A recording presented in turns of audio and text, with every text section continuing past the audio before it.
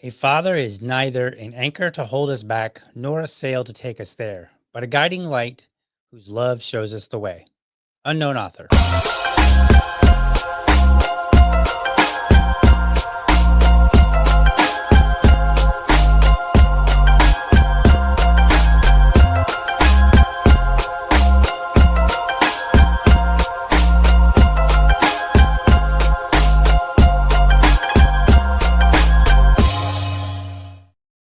All right. Good morning and welcome to another episode of the Liberty Dad podcast, a discussion on politics and culture. If you're tuning in live, thank you so much for giving me your time so early. Do me a favor, folks. If you enjoy the show, be sure to hit the like and subscribe button to my channel. And for the really serious folks out there, I want you to hit that bell so that you never miss an episode. Today is another episode of Dad Talk. Now, Dad Talk is my series to bring on everyday dads to talk about whatever is important to them. The goal of Dad Talk is to raise dad voices. So no argument, no debate. And my only requirements are that we keep it family friendly. And whatever we talk about is related to being a dad. Today, Josiah joins me in this episode to discuss being a boy dad in an age where Roe v. Wade was overturned. So please welcome Josiah to the show. Let me get my buttons there. Where's my button? There he is. Hey. How are you doing, sir? Hey, glad to be on. Thanks for having me. Absolutely. So tell us a little bit about yourself, Josiah, and then why this topic. So my name is Josiah Irwin. I'm a captain in the United States Marine Corps. Been doing this for about 8 years now. Worked in the oil fields prior to this and was a semi-truck mechanic before that.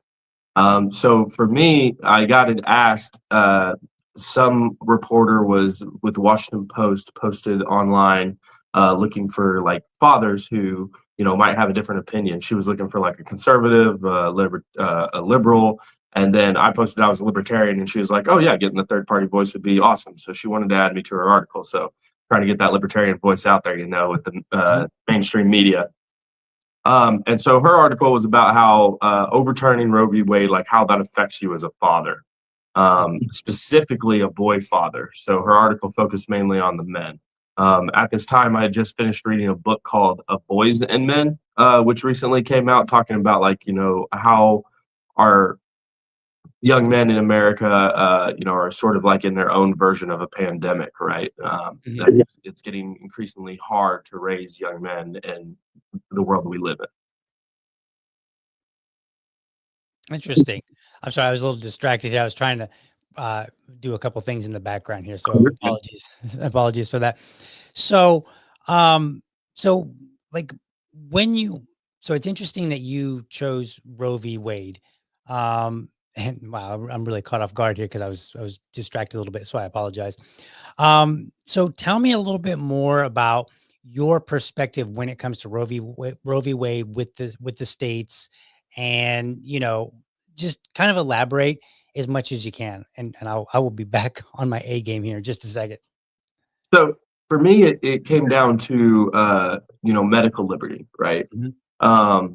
I was in a libertarian camp that with the old national policy that it should be left up to the individual, not the state, or not even mentioned, right, in our national policy. This is a big topic. We definitely should take some sort of stand on it, be it a stand I disagree with or a stand I do agree with, or whatever it is. But for me, it came down to medical liberty, right? Being in the military and seeing how the whole COVID vaccine and everything took off, kind of was a little bit eye-opening. I took the vaccine. I didn't care. It's going to go on my 401k eventually, or I'll be part of the class action lawsuit. Like I'm going to be with Monster Energy eventually later down the line, right? But for me, it came down to that medical. It comes down to that medical liberty perspective. If you as the individual do not want to have an abortion or get an abortion, then that should be your right. If you as the individual want to get an abortion, you should have that right. Gotcha. And at what point do you cut it off then?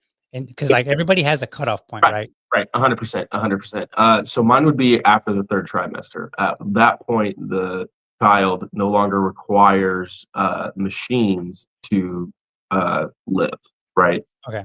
requires what I call a voluntary host. I don't want to get to the point where I'm like, oh, I sound bad, or a heartless, calling it the difference between a fetus and a child, or using words like host like a parasite, right?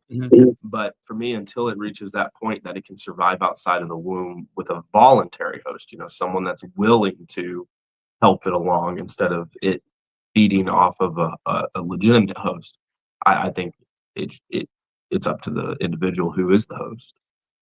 Gotcha. And what are some of the things that kind of brings you to this point? Because I think everybody has like some sort of foundational views or beliefs. And in this particular topic, my perspective is that what ends up happening is people just kind of like argue their end point, and Yeah, nobody really is talking about maybe their foundation point and saying like, okay, why are you you know, a, for some people, abortion all the way up until a child is born. And some people are like, hey, once conception happens, no way, and and all various points in between.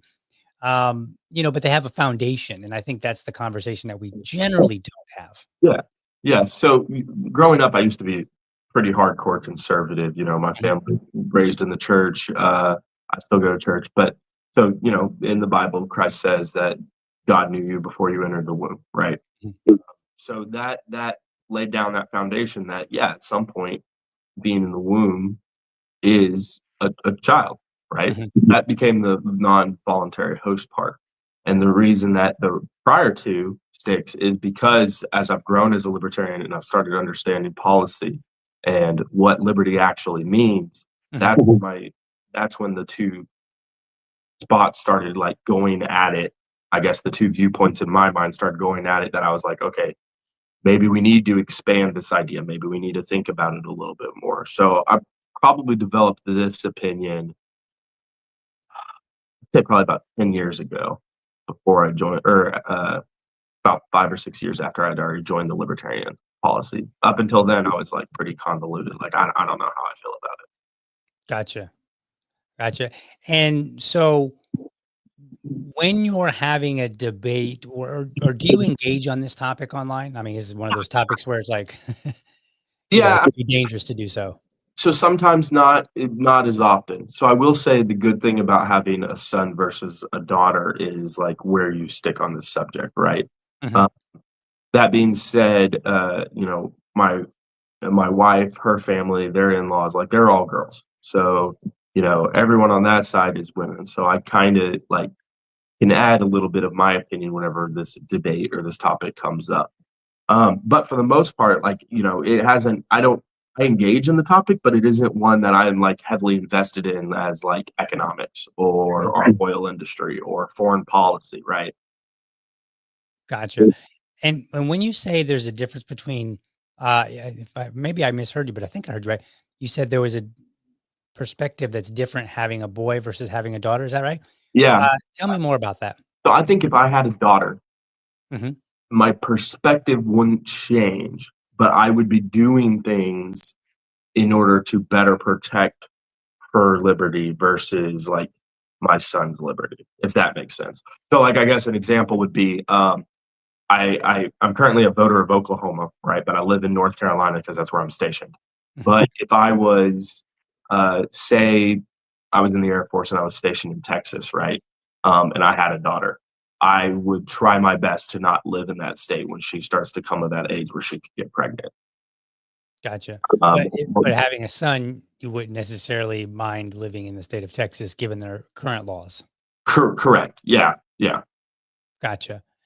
And so as let me just ask you, and this is not a judgment at all. Do you see a conflict in having a decision that's different based on whether or not you have a boy or a girl? Yeah. I mean, like an internal conflict. Yeah, Not kinda like, you know what?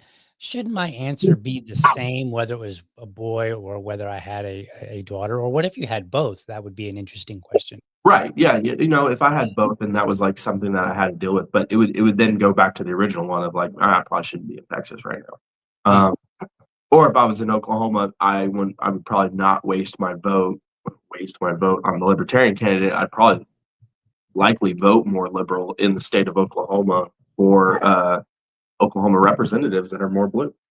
Hey, buddy. All right. Usually it's is that your son? Yeah, he just walked in here right now. That's too funny because sometimes, if it's not a school day, it's my son that's popping into the screen. Hey there, little buddy, how are you? So it's funny to see somebody else's son or child necessarily be the one to pop in, not mine. So that's funny. Oh wait, hey, here we go. Look at that. Hey, you want to say hi to everybody? Oh, you got to come over a little bit closer to wait. I got this. There you go. Look, there's another little buddy right there. You just say hi. No? Okay. Close enough. All right. So both of our sons are, showing up to say hi.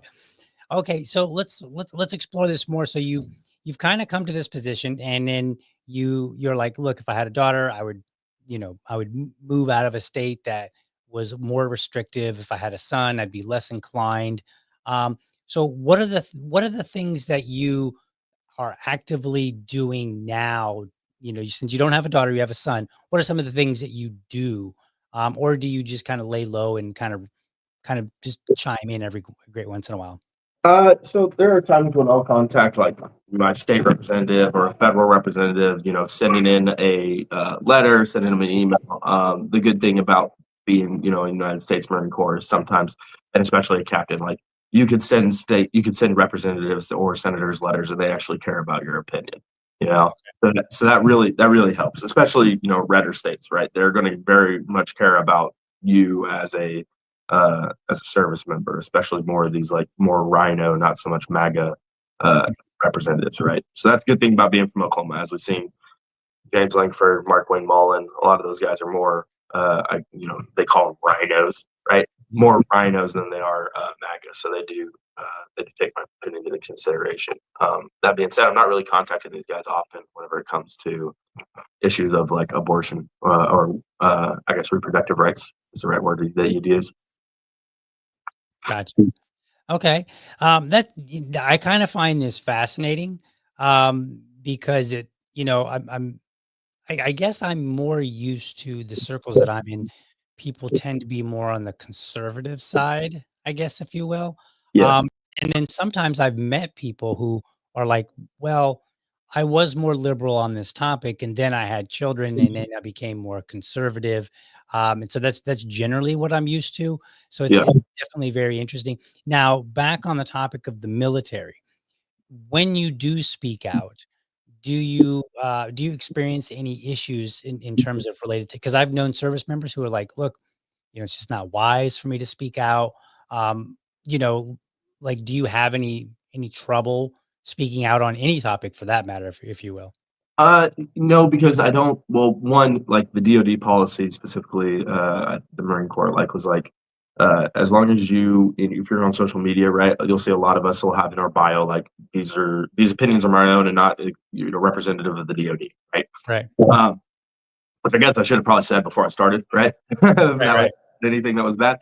But then, like it's don't use your position. Oh, as an official, like, as a captain of the United States Marine Corps, I believe that, you know, you could say as a service member, like I've seen in my experience, like foreign policy go this way. But having that just at your signature block, just Captain, Josiah Irwin, like that carries a little bit of weight that helps whenever you're talking the policy with these individuals. So that's usually how it goes. I haven't really gotten in trouble. Now I've seen friends that have gotten in trouble for various things Mhm. on social media. I had a buddy. He was more of a what's that organization? Turning Point. I Okay. think he had been featured on Turning Point a couple times, like with his own. Oh. He had been featured on Turning Point a couple times with his own stuff, talking about it was stuff about the Biden administration, right? And talking about your boss is a great way to have your boss talk to you about not talking about your boss, right? Mm. So, like, I wouldn't get on here and start bad mouthing Trump or bad mouthing Biden uh, as the person, right? Maybe say a couple things about a representative and how I don't agree with their policy, but it all comes down to being respectful in the situation. Gotcha. All right, so we can look forward to not having, the so-called shit posting from you on social media, Yeah. uh, generally speaking. So, I suppose, that's there's a value there, I think, in having that position where, hey, if you mention it, not as a, hey, I'm a captain, you should listen to me Yeah. necessarily, but if you sign it, Captain Josiah, I can say Captain Josiah. I was looking for your last name and it's not showing up on my screen. Oh yeah. Irwin. If you Captain Irwin, um, then they might be more attentive to it. But at the same time, hey, knowing I'm also a captain in the military, I should be mindful.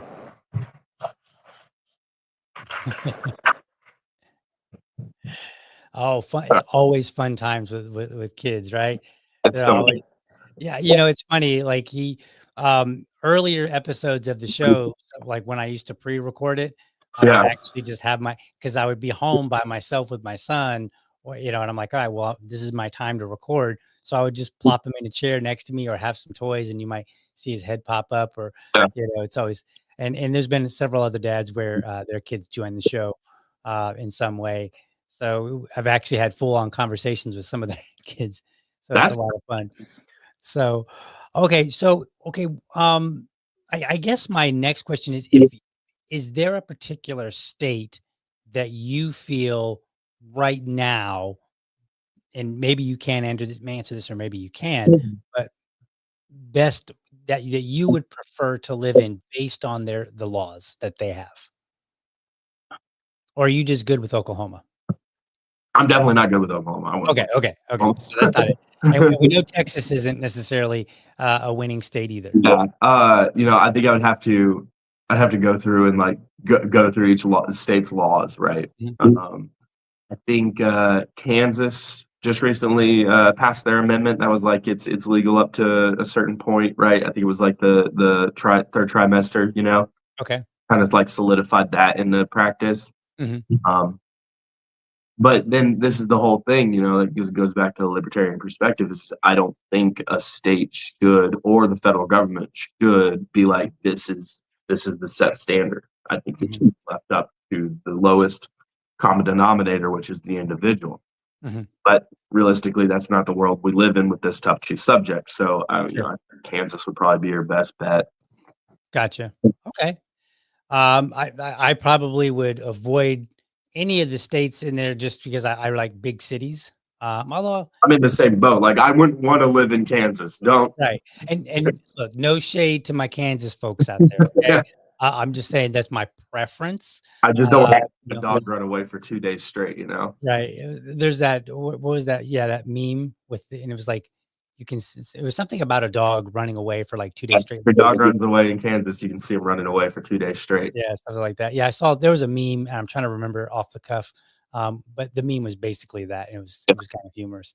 But also, folks, I rule out all the places with snow too. So, um, you know, but the New Hampshire guys are like, "Hey, DL, why don't you move up here?" And I'm like, "Why don't you fix your weather, and then maybe I will." So Exactly, exactly. I like some warm weather.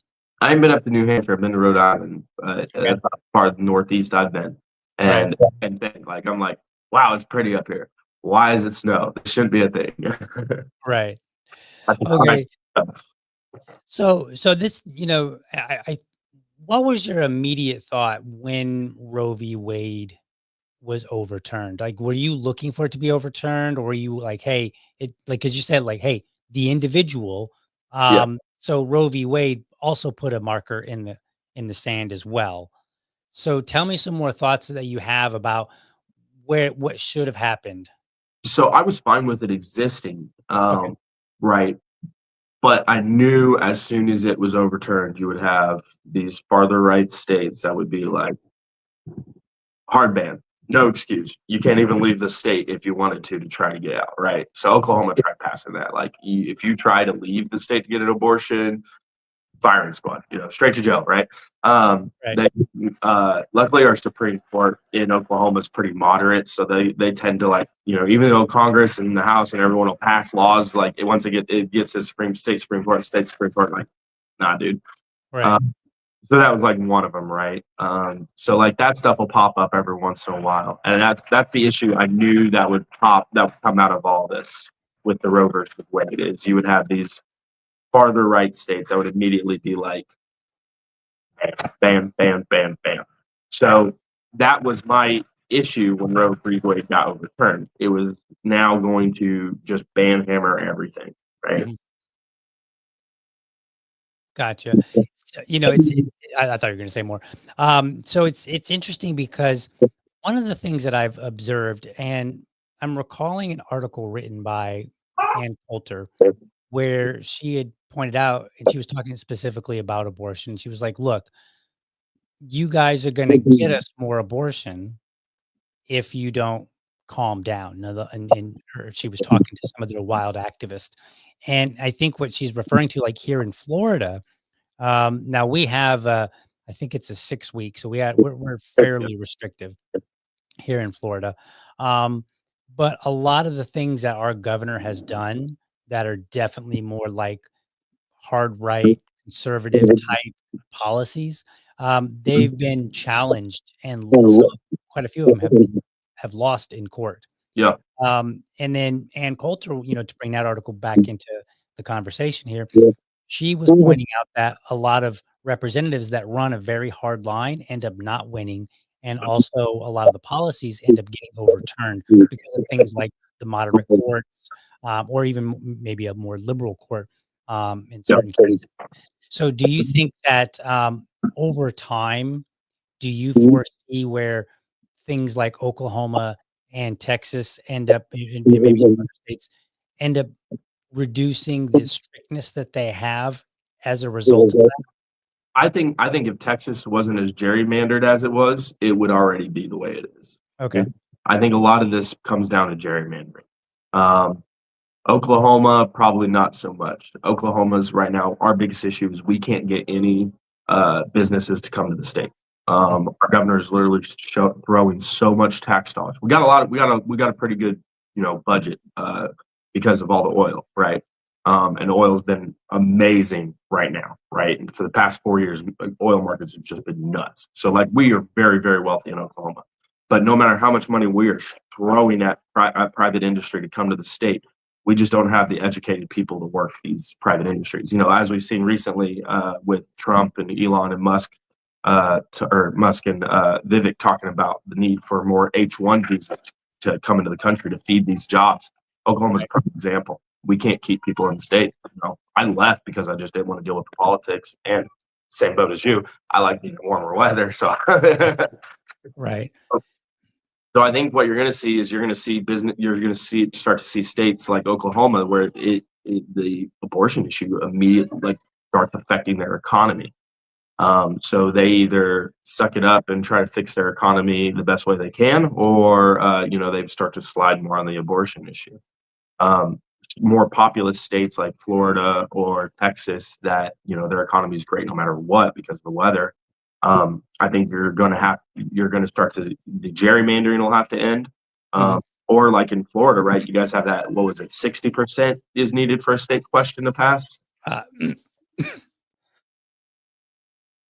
Apologies. Ooh, got got something in my throat there. Yes, we in Florida we like to do amendments to our Constitution. Yeah, That seems to always be on the ballot, and in order for an amendment to pass, it needs 60%. yeah, So yeah. and so it's tough. We saw that you guys had legalization of marijuana and abortion. Or more, I guess, abortion rights, what you would call less restrictive, right? Right. Your guys' ballot, and it didn't pass, even though both of them got the majority popular vote. Right. But maybe it was that 60% threshold that kept it from happening. Now, is Right. that 60% of all the voters of that day, or is it 60% of the entire population? Votes. Votes of Just that. votes. So yeah, when they tally up the ballots, it's just did it get 60% of the vote? Gotcha. And even in some cases, because we're a Republican dominated state, you could have something potentially pass, and goodness, and uh, the Republican legislature will do funny things to try to use, in my opinion, usurp the will of the voters. We saw that with a few years back. We had something on the ballot that would restore felons' rights once they've finished their time, and then that actually passed over the 60% threshold. And then the Republicans, like a few months later, they turned around and they added a clause in the legislation that said, well, after you pay all your fees and your fines, and so they made that, so if you go to prison and for a felony, and then you get out, your time served is not yet complete in terms of the restoration of your rights.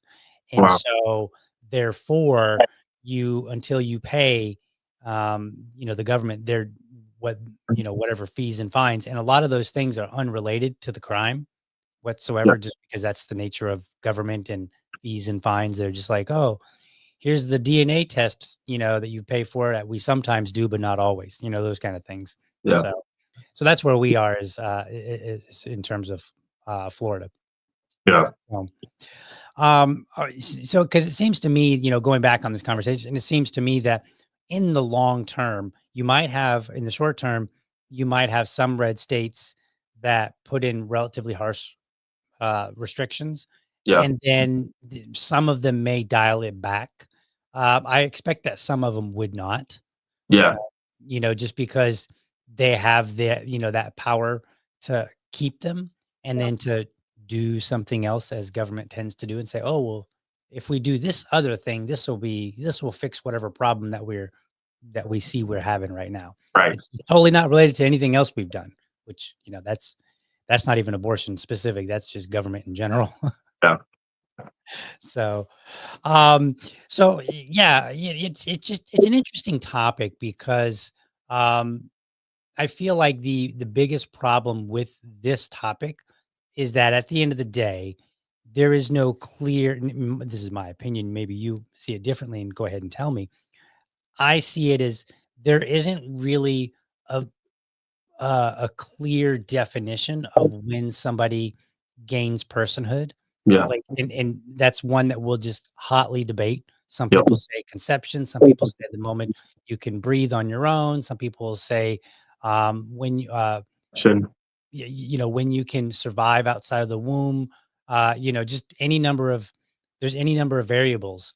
And so I think we're always going to be having this debate, and I think we'll always have politicians trying to leverage it on their behalf.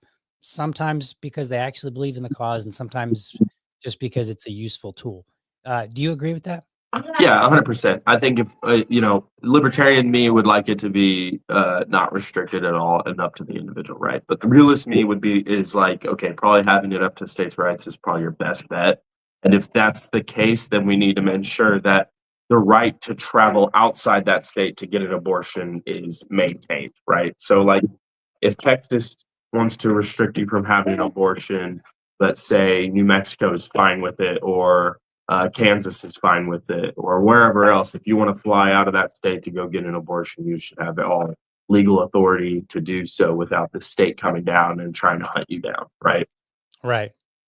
And that's what we're getting from, we got a comment here. That Liberty lady says, if a state wants to have abortion rules, I'm okay with that. But if someone wants to go to another state and your current state comes after you, that's bananas. Yeah. And I actually agree. I'm more of a 12 to 15 week kind of guy. That's kind of where I've put my line in the sand. But I do think that, like, you should always be able to travel to another state for anything, Right. Like take something that's a little bit less controversial. When I was growing up, I lived on the Ohio-Indiana border, and Indiana at the time had blue laws regarding alcohol, right? And so Yeah. you couldn't sell alcohol on Sunday. And so a lot of I grew up with this idea, like on Sundays, you would just, if you lived on the border, you would just drive across the border, buy you some beer, or whatever, at the local store, and then take it back home. And so it was totally legal. Like nobody was actually coming after you. And so I think of it like, even if you do have a restrictive policy, your people should always be able to travel and do business outside of it. Oh yeah, 100%. And that if Planned Parenthood wants to pay for you to do that, right? I don't think Planned Parenthood should get federal funding. But if Planned Parenthood as a private nonprofit wants to use their money to transport people across state lines to get these procedures, then that should be the case, Right. And I think like this has been a big problem.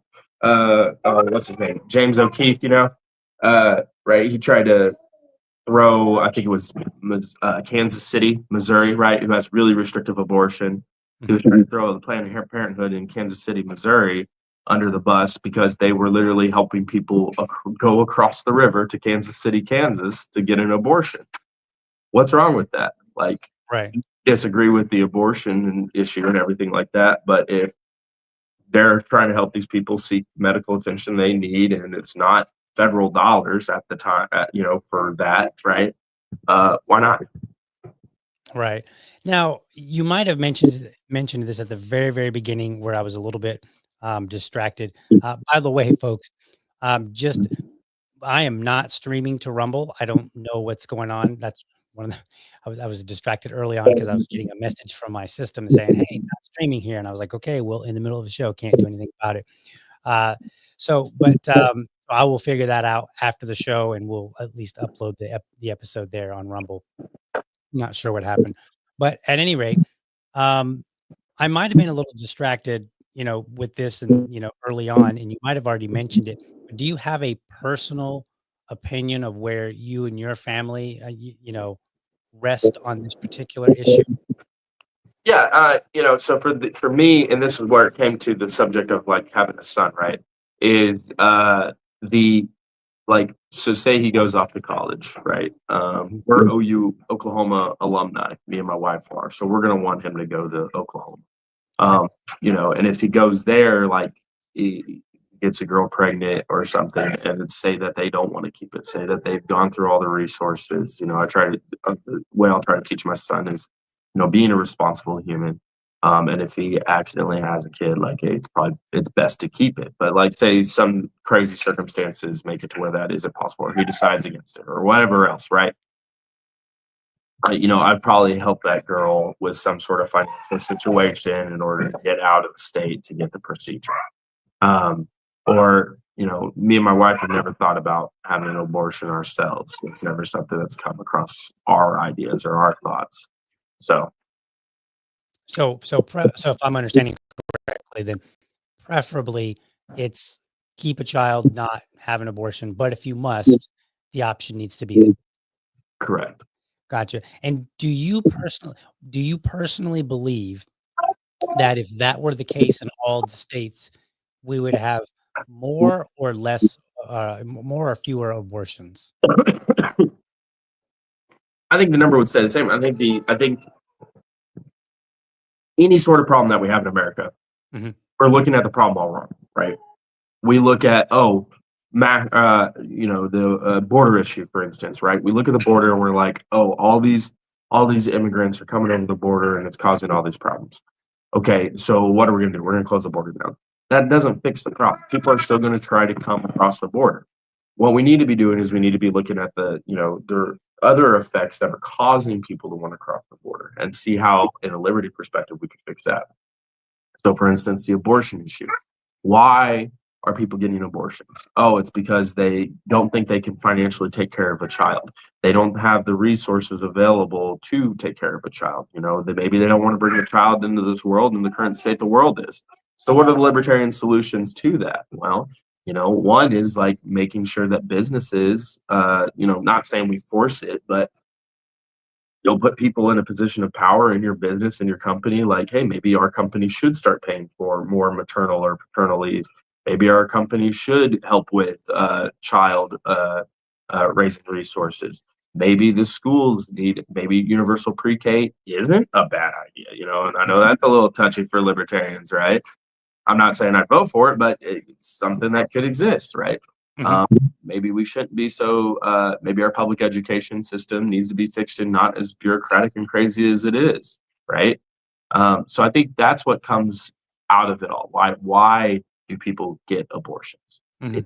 I don't think a vast majority of them are like, oh, I want to go out and party more, and that's why I'm getting an abortion. I Right. think the vast majority of them are simple folks that are like, we messed up. I don't want a kid right now. There's all these other issues that there's no way I could bring a kid into this world, right? I don't know. Maybe Planned Parenthood should run like a little survey, like, oh, why did you come in today and get an abortion? Did you Right. want to party more? B, you didn't feel like the world was financially where you needed to be, right? So a Right. little heartless, but that would probably definitely help us solve like why are people getting abortions? Right.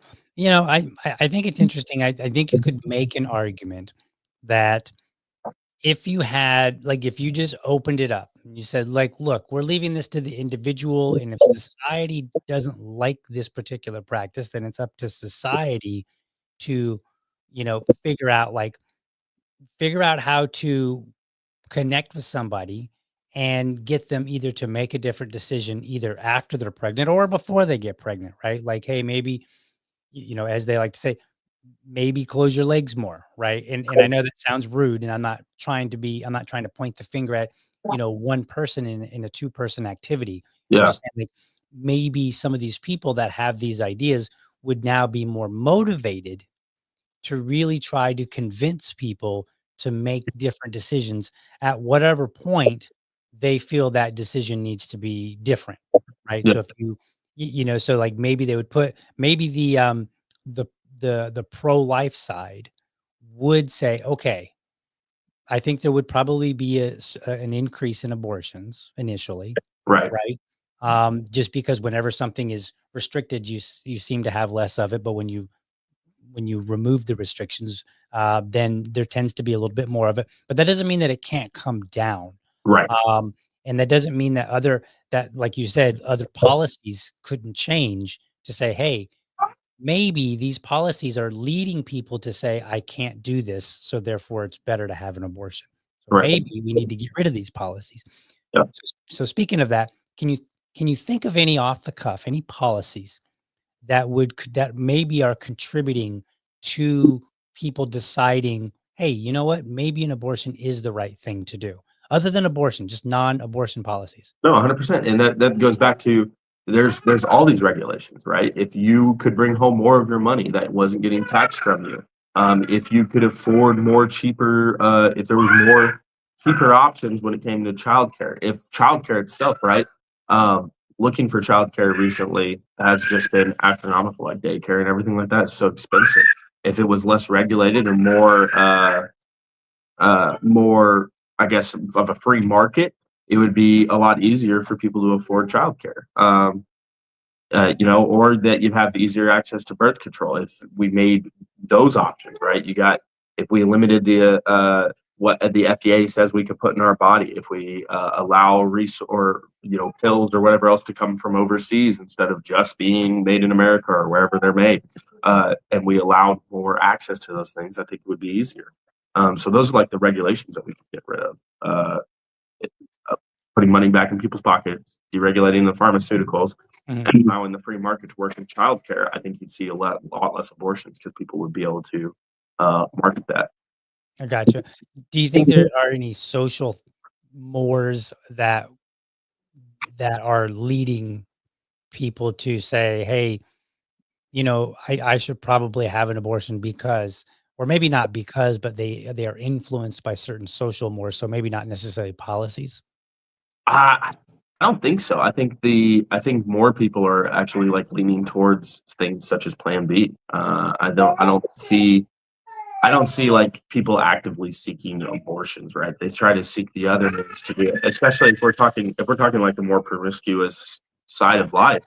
A lot of those people aren't the ones going out and getting abortions, right? That's interesting. Yeah, as we're talking, I'm thinking, and I'm like, well, and you probably at least know somebody, but like my grandma, okay, who died in like 2002 at the age of 83. She had 12 or 13 siblings, Yeah, and growing up in her time, that was actually not uncommon. right. I don't know how prevalent it necessarily was, but today, if you meet somebody, that's on the younger side, and they have 12 or 13 siblings. You're like, wow, like that's a Yeah. lot but back then I'm willing to bet, like, if you went back 100 years and you were just watching people and someone said, "Hi, I've got 13 kids." I bet that other person would say something like, "Quite the brood there." Yeah. Right? Like, no big deal. Like, "Oh, you got a big family. That's cool." Yeah. Like, no big deal. And a lot of these policies weren't necessarily in place during those times. Correct. And now, and I'm not so sure that we were necessarily more conservative, but maybe we had fewer policies that kind of forced us to one side or the other. I'm just guessing because I haven't really researched on this particular topic. I mean, housing was cheaper. Let's look at that, Right. right? You could have a big family because you could afford a house to house a big family, Yeah. right? Yeah. I can't afford my house right now, 4 bedroom, 2 bath, right?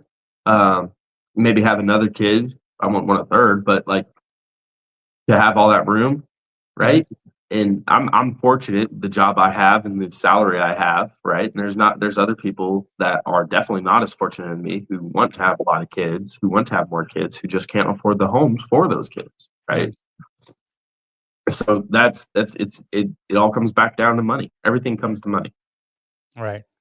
So, what's your argument then for the more conservative crowd who's going to say something like, abortion is murder? They're going to, repeat all the platitudes, Yeah. abortions, or all the little pithy sayings, right? Abortion is murder. Um, God knew you when you were in the womb. All these, and I'm not belittling any of those ideas. Right. I'm just Right. saying, like, what is your response as a libertarian who says, like, look, we just established that we might actually see less abortion if we, had a more open policy, and actually more child rearing. So what's your argument for conservatives who are really concerned and, say, hey, life begins at conception, those kind of things? How do you communicate to them that It, maybe they should reconsider? for me, at least most of the people that I talk to online, it comes down to uh, I'm not going to change your opinion. If you're MAGA or you're a leftist, like there's no way I'm going to change your opinion on these things. But if you come to me and you're like, "Oh, more liberty is more important," or "We need more liberty," or you flout how pro-liberty you are, then we need to sit down and have a conversation about how what you believe probably isn't actually pro-liberty. You just are for some reason against people getting an abortion, right? Mhm. Or using examples of how, like the big one that I've always used is the people that are liberty minded but are anti-abortion. It always comes down to like the COVID vaccine, right? Oh, I didn't want to get the COVID vaccine, but my company or everything forced me to, or there was some sort of forced blight on me to get the COVID vaccine. It's the same situation with the abortion issue. Like the government needs to say what happens to the individual on a medical level. Gotcha. All right.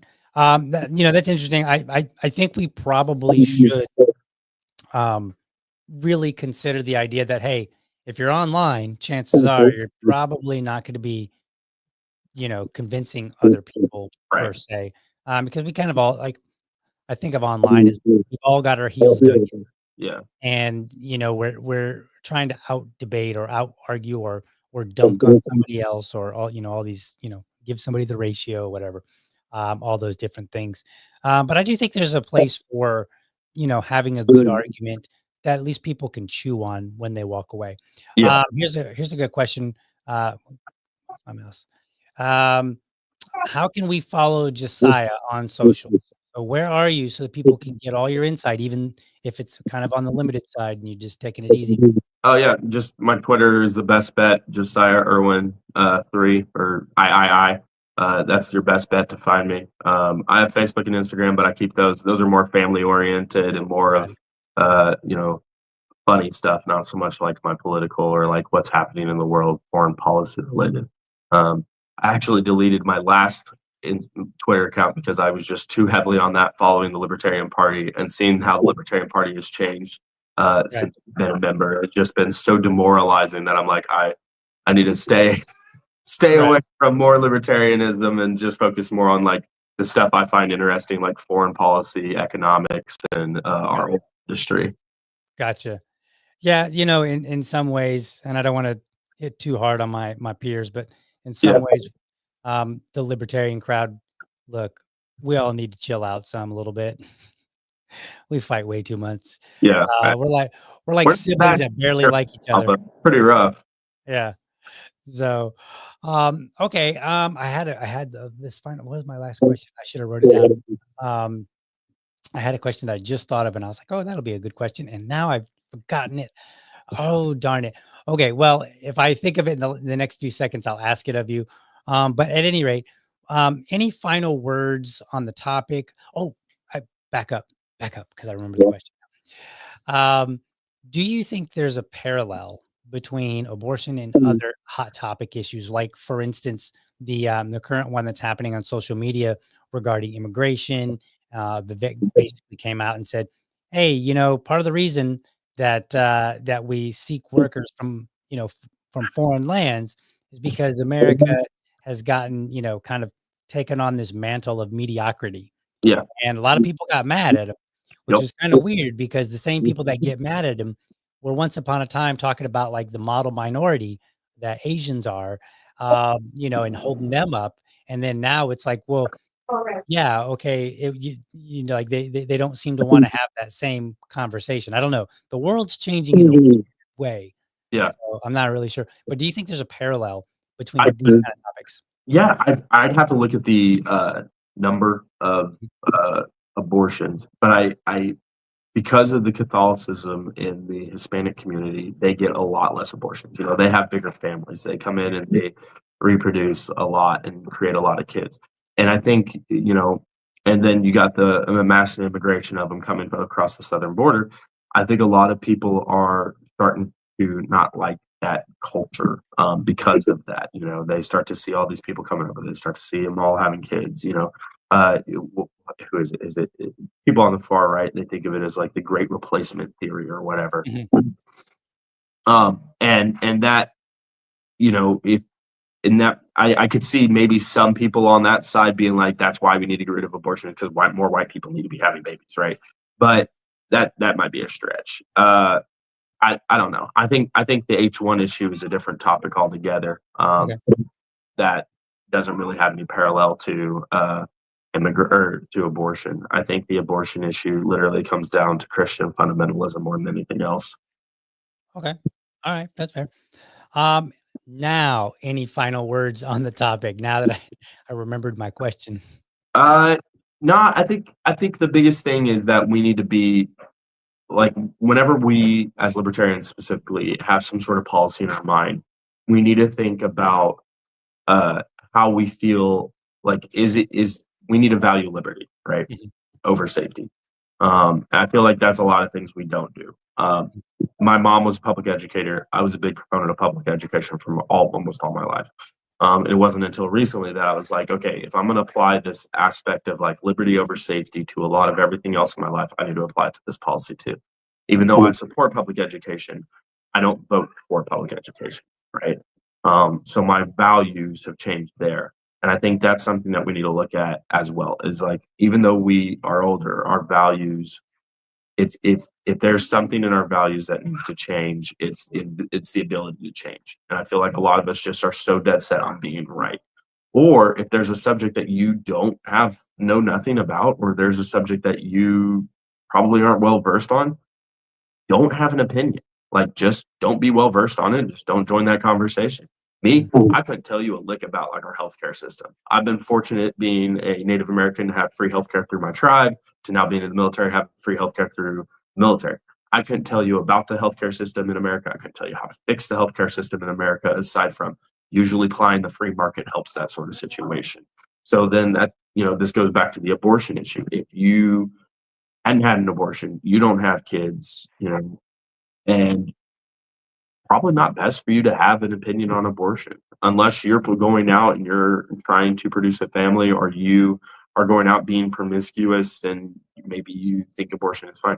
But for the most part, I mean, I think that if it doesn't affect you, having an opinion on it should be open. You shouldn't be very staunch on it. Does that make sense? Yeah, I think so. I may land slightly differently, but not too. I don't think I'm too far away from that perspective. Yeah. For me, I probably would just say like, you know, temper how loud you make your voice on topics that you maybe are not as well versed in. Yeah. I try to do that personally. So, like, your topic was healthcare, and my topic would be like foreign policy. I don't like. I'm not going to be the guy that has all kind of facts, figures, and historical references Yeah. necessarily to talk about. I can talk enough to have a short conversation, but I know my limits, and I try to keep my conversation within the boundaries of what I can talk about, um, as opposed to just going off and what I used to do, which would be if you said something really brilliant, but I didn't fully understand it or couldn't fully defend it, but I agreed with it, I might say it anyway. Yeah. Today, I don't do that kind of a thing. Yeah, because mine is like my one that I'm well versed in is like oil markets, right? And I see too often people that are like, "Oh, Republican means lower gas prices." I'm like, "Yeah, it means lower gas prices, but it also means that all my buddies are no longer working; they're all out of jobs because we're no longer drilling." So Right. like, those sort of things are what pops up, or like the tariff people. You got, "Oh, Trump's going to bring down gas prices," and I'm like, not if Yeah. he's his tariff thing. He's not. Right. So those sort of things like come up, and I'm like, "Ooh, this makes it really, really hard to keep my mouth shut at times." Right. No, I hear you. And sometimes every now and then I do kind of step out of my lane a little bit, and then I'm like, all right, get yourself back in the lane there, buddy. So, all right. Well, Josiah, it was great having you on. I'm going to put you backstage. If you want to stay for just a moment, we'll chat after the show. But if you got to go, that's fine too. Sounds good. I really appreciate it. Thank you. Yep. Thank you for joining me. And give me just a second. I'll close out the show. All right, folks. Thank you for watching. I hope you found this episode informative and inspiring. Be sure to catch me Monday through Friday, 7:30 a.m. for an informed discussion on politics and culture. However, we are going to skip a week on the show. So next week, I will not be streaming live. I will not be streaming at all. No shows. I'm going to take the week off for the new year, and then I will be back on the 6th. So once the 6th happens, I will be back Monday through Friday, 7:30 a.m. for your favorite Liberty Dad show. Yeah, we'll go with that. Anyway, by the way, like you just heard, I'm always looking for dads to join me for Dad Talk. That's my series where I bring on everyday dads to talk about what's important to them in the context of being a dad. There's no argument and no debate, and dads choose the topic. It's my way of raising dad voices.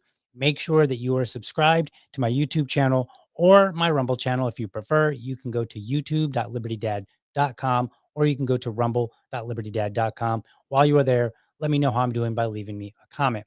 Last but not least, if you're a champion of liberty, your business is people and your product is liberty. I want you to have a great week. Catch you next time after a week. But for now, I'm out.